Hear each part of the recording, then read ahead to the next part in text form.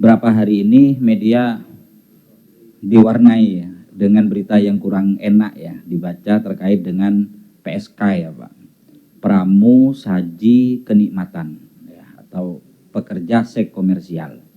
Mohon maaf Bapak, saya kira kalau informasi itu adalah apa namanya, yang diulang itu apa namanya? Dikloris. Bukan, jadi itu informasi yang dulu, jadi recycle, di-recycle informasinya itu sekarang sudah sama sekali tidak ada, bukan sama sekali enggak, tapi sudah enggak ada. Assalamualaikum warahmatullahi wabarakatuh. Yang kami hormati pimpinan dan seluruh anggota, yang kami hormati Pak Basuki, Pak Tito, Pak Mendagri, DKPP dan seluruh jajaran. Yang pertama, sebelum masuk ke Mendagri, ada satu hal, ini mungkin tidak terlalu berkaitan dengan tema kita hari ini, cuman karena berhubung ada Mendagri pada Babas ya terkait dengan IKN Pak. Berapa hari ini media diwarnai ya, dengan berita yang kurang enak ya dibaca terkait dengan PSK ya Pak, pramu saji kenikmatan ya, atau pekerja seks komersial. Kenapa ini menjadi penting Pak? Begini Pak, jangan sampai kemudian istri-istri ASN yang ada di sana itu khawatir semua Pak, gitu Pak. Ini pengalaman ya Pak, artinya begini, meskipun pegang anggaran besar Pak, walaupun pegang uang banyak, jabatan tinggi, kalau sudah bermasalah sama istri, sempit dunia itu Pak. Gitu. Lah, pengaruhnya apa terhadap produktivitas kinerja?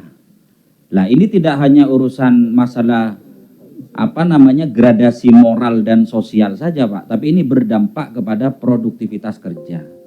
Ketika kami baca, ternyata otorita IKN itu masih belum punya kewenangan terkait dengan penertiban perda. Kalau tidak salah seperti itu ya Pak Bas. Mumpung ada Kemendagri, mungkin dikasih semacam diskresi tambahan gitu Pak Bas, biar tidak hanya monitoring ketika siang, tapi malam juga punya aktivitas yang dilindungi oleh aturan.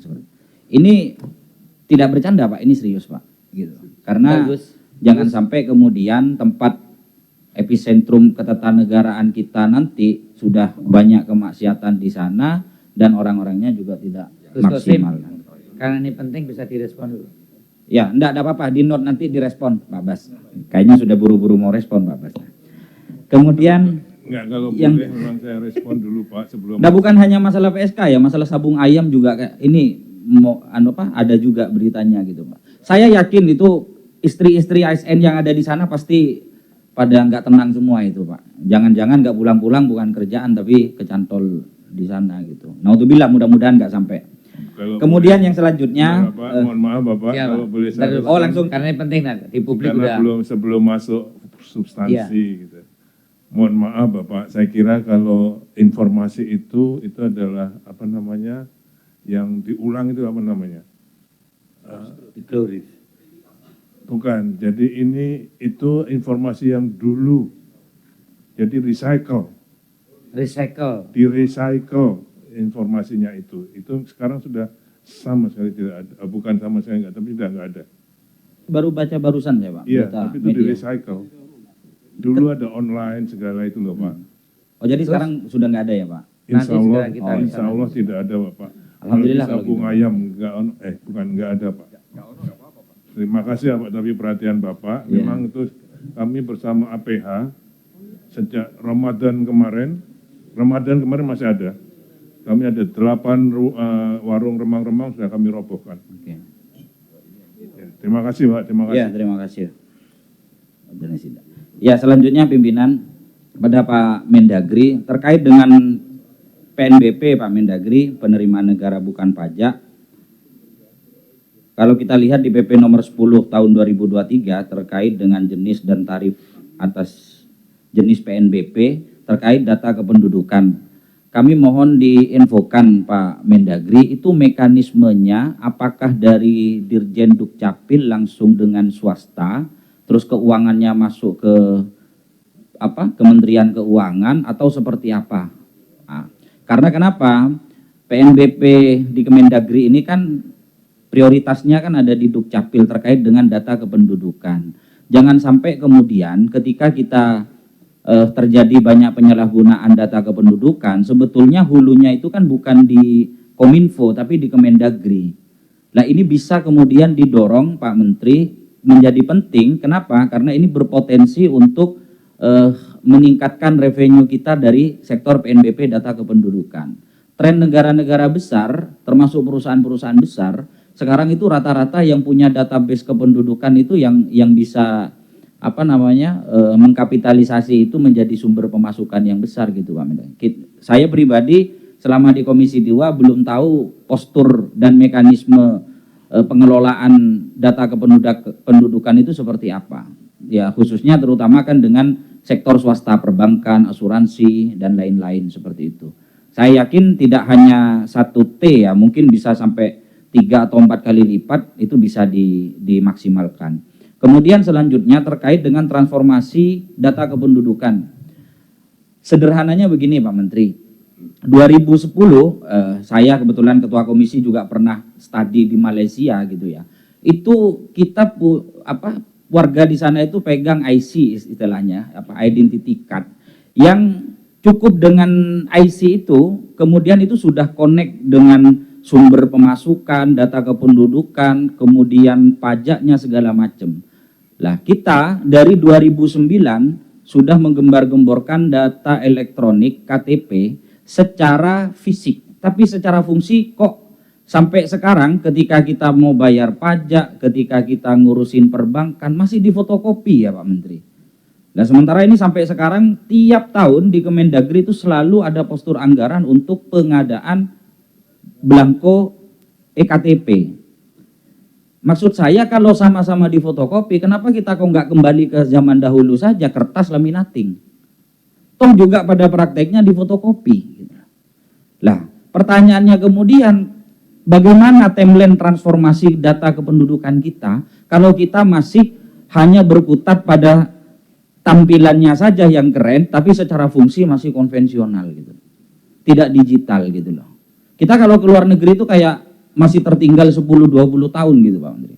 Saya 2020 waktu itu masih di Malaysia itu sudah transformasi digital. Jadi barang sama kawan gitu beli mobil itu enggak bawa berkas-berkas, cuman bawa IC saja. Itu sudah connect semuanya, usianya, alamatnya, pajaknya, penghasilannya, semua ada. Sementara di kita itu masih tidak selesai cukup di KTP, tapi harus fotokopi lagi, harus di-scan lagi. Jadi maksud saya ini jangan jadi anomali, postur anggaran tiap tahun besar, pengadaan belangko KTP elektronik, tapi secara fungsi masih sama kayak 10-20 tahun yang lalu gitu. Saya kurang tahu, setidaknya bagi saya gitu, saya setiap ngurus kependudukan itu masih sering fotokopi terus gitu lah. Nah ini kan harus ada timelinenya. Ya kita mau tanya dari program prioritas yang diajukan di sini, pengadaan belangko KTP elektronik muncul juga. Nah, kira-kira sampai kapan ini timelinenya gitu. Terus kemudian selanjutnya terkait dengan program-program yang sudah masuk dalam pagu anggaran. Ini kami baca ini kan banyak di sini, ada yang terkait dengan mengatur inflasi, Koperasi Merah Putih, pembangunan 3 juta rumah, penurunan stunting dan lain-lain, kemudian pembinaan BUMD, PKK, Posyandu. Wajar kami bertanya Pak Menteri karena kita selama ini tidak pernah dilibatkan dalam program prioritas kementerian di lapangan. Akhirnya apa? Ya sekali lagi saya jadi nggak enak gitu, kadang malam, tengah malam WA ke Pak Menteri, alhamdulillahnya direspon dan diatensi. Cuman apa iya kita selalu urusan kepala daerah itu masuk ke kita ketika kita tidak mau atensi. Ya kemewahan kita di Komisi 2 hanya itu. Kalau kita atensi masa urusan teknis kayak gini harus kontak Pak Menteri, jadi nggak enak sebetulnya gitu kan. Kepala daerah mulai urusan izin lah, mutasi lah, urusan hal-hal seperti itu. Jadi maksud kami tolong itu SOP-nya mungkin bisa peramping lagi mungkin Pak Menteri. Biar saya nggak sungkan-sungkan sering-sering WA dan kontak Pak Menteri terkait atensi. Bagaimanapun mereka ini kan konstituen kita lah di daerah gitu, apalagi kepala daerah gitu kan. Mikir 2 kali kita kalau nggak mau respon gitu kan, karena banyak kepentingan juga dan segala macam. Nah, terus kemudian selanjutnya Pak Menteri, program-program yang terkait dengan pembinaan kepala desa itu diantaranya sangat banyak sekali aspirasi dan atensi yang nyampe ke kita. Cuman kalau kita setiap atensi itu mau kita clustering dan gabung menunggu setiap raker itu sudah keburu lupa lagi gitu kan. Contoh misalkan kita kayak di KPU, Bawaslu, BPN itu ada setiap reses minimal kita ada kegiatan lah dengan instansi terkait. Jadi setiap ada permasalahan secara on the spot langsung bisa diselesaikan. Tidak harus menteri juga kan yang turun, bisa menugaskan dirjen atau direktur gitu kan. Apalagi di sini nomenklaturnya ada semua ini. Pembinaan kepala desa, posyandu, PKK dan sebagainya gitu. Ya at least minimal katakanlah setahun dalam setiap reses 5-6 kali turun bareng ke lapangan untuk melakukan monitoring dan mitigasi masalah secara on the spot bisa diselesaikan. Ya, itu mungkin yang bisa kami sampaikan. Mohon atensinya dari Pak Mendagri nanti. Mohon maaf jika ada bahasa yang kurang berkenan. Akhirul kalam, wabillahi taufiq wal hidayah wa ridha wal inayah. Wassalamualaikum warahmatullahi wabarakatuh.